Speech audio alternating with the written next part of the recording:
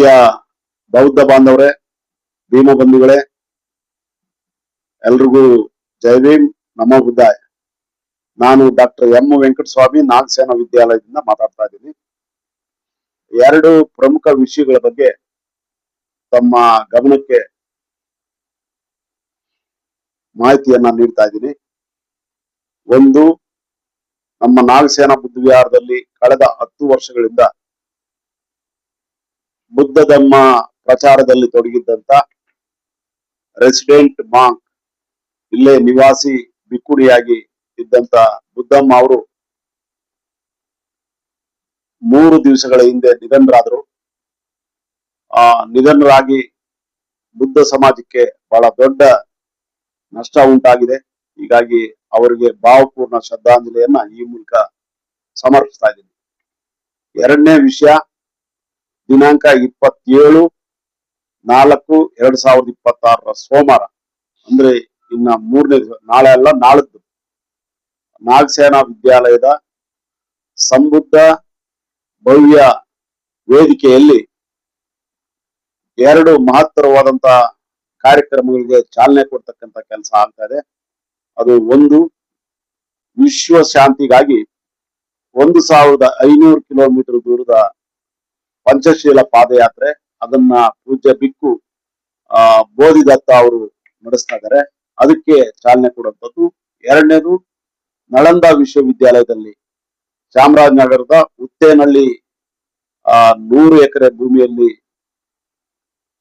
ಮೂಡಿ ಬರ್ತಾ ಇರ್ತಕ್ಕಂಥ ನಳಂದ ವಿಶ್ವವಿದ್ಯಾಲಯದಲ್ಲಿ 888 ಅಡಿಗಳ ಬುದ್ಧನ ಮಹಾಪ್ರತಿಮೆಯನ್ನ ಪ್ರತಿಷ್ಠಾಪನೆ ಮಾಡೋ ಕಾರ್ಯಕ್ರಮಕ್ಕೆ ಚಾಲನೆ ಕೊಡ್ತಕ್ಕಂಥದ್ದು. ಈ 2 ಕಾರ್ಯಕ್ರಮಗಳನ್ನ ನಾಡಿನ ಮುಖ್ಯಮಂತ್ರಿ ಆಗಿರ್ತಕ್ಕಂಥ ಸಿದ್ದರಾಮಯ್ಯ ಅವರು ಚಾಲನೆ ಕೊಡ್ತಾ ಇದ್ದಾರೆ. ಆ ಚಾಲನೆ ಕೊಡ್ತಕ್ಕಂಥ ಒಂದು ಸಮಾರಂಭವನ್ನ ಉದ್ಘಾಟನೆ ಮಾಡ್ತಾ ಇದ್ದಾರೆ. ಇದರಲ್ಲಿ DK ಶಿವಕುಮಾರ್ ಅವರು ಮುಖ್ಯಮಂತ್ರಿ ಬರ್ತಾ ಇದ್ದಾರೆ. ಅವರು ಬುದ್ಧನ ಪ್ರತಿಮೆಗೆ ಪುಷ್ಪಾರ್ಚನೆ ಮಾಡ್ತಾರೆ.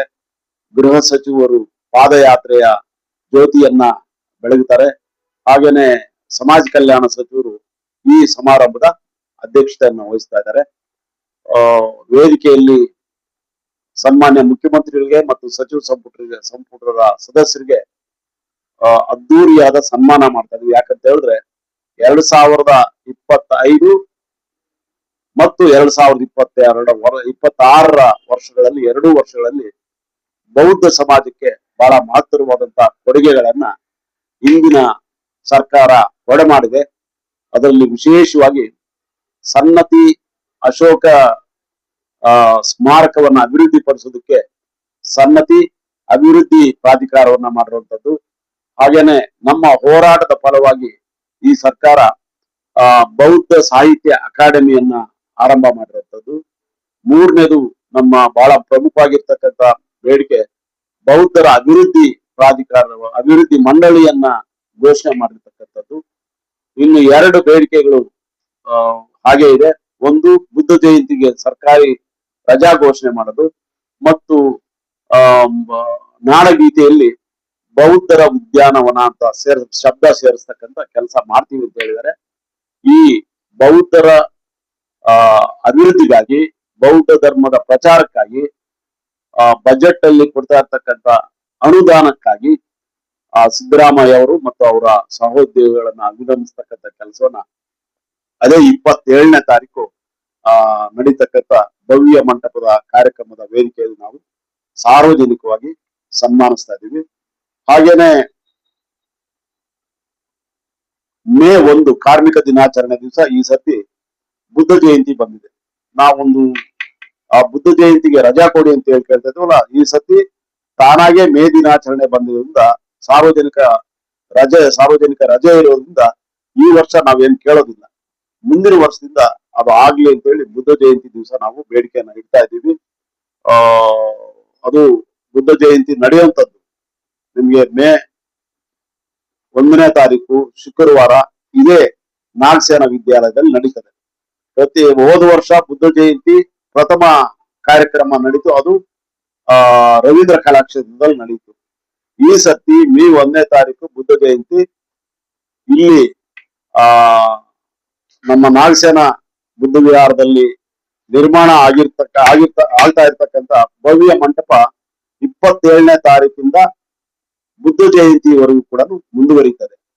ಸೊ ಆ ದಿನ ಅದೇ ವೇದಿಕೆಯಲ್ಲಿ ನಾವು ಬುದ್ಧ ಜಯಂತಿಯನ್ನ ಬಹಳ ಅರ್ಥಪೂರ್ಣವಾಗಿ ಆಚರಣೆ ಮಾಡ್ತಕ್ಕಂಥ ಕೆಲಸ ಮಾಡ್ತಾ ಇದೀವಿ. ಈ 3 ಕಾರ್ಯಕ್ರಮಗಳು, ಒಂದು ಬುದ್ಧಮ್ಮ ನಿಧನ ಆಗಿದ್ದಕ್ಕೆ ಒಂದು ಬುದ್ಧ ಸಪ್ತಾಹ ಅಂತ ಮಾಡುವಂತದ್ದು, ಎರಡನೇದು 27ನೇ ತಾರೀಕು ನಡೀತಕ್ಕಂಥ 2 ಕಾರ್ಯಕ್ರಮ ಮಾತ್ರವಾದಂತ ಕಾರ್ಯಕ್ರಮಗಳಿಗೆ ಚಾಲನೆ ನೀಡ್ತಕ್ಕಂಥ ಉದ್ಘಾಟನಾ ಸಮಾರಂಭ, ಮೂರನೇದು ಬುದ್ಧ ಜಯಂತಿ. ಈ 3 ಕಾರ್ಯಕ್ರಮಗಳು ಯಶಸ್ವಿ ಆಗೋದಕ್ಕೆ ನಾಡಿನ ಸಮಸ್ತ ಬಂಧುಗಳು, ನಾಗರಿಕ ಬಂಧುಗಳು ಮತ್ತು ಅಂಬೇಡ್ಕರ್ ಅನುಯಾಯಿಗಳು, ವಿಶ್ವಶಾಂತಿಯನ್ನ ಬಯಸ್ತಕ್ಕಂಥ ಸಮಸ್ತ ನಾಗರಿಕ ಬಂಧುಗಳು, ಬೌದ್ಧ ಸಮಾಜದವರೆಲ್ಲರೂ ಕೂಡ ಭಾಗವಹಿಸಿ ಈ ಕಾರ್ಯಕ್ರಮವನ್ನ ಯಶಸ್ವಿಗೊಳಿಸಬೇಕಂತೇಳಿ ನಾಗಸೇನಾ ಬುದ್ಧ ವಿಹಾರದಿಂದ ಮತ್ತು ನಾಳಂದ ವಿಶ್ವವಿದ್ಯಾಲಯದ ಪರವಾಗಿ ನಾನು ವಿನಮ್ರವಾಗಿ ತಮ್ಮಲ್ಲೆಲ್ಲ ವಿನಂತಿ ಮಾಡ್ತಾ ಇದ್ದೀನಿ. ಜೈ ಭೀಮ್, ಜೈ ಭಾರತ್.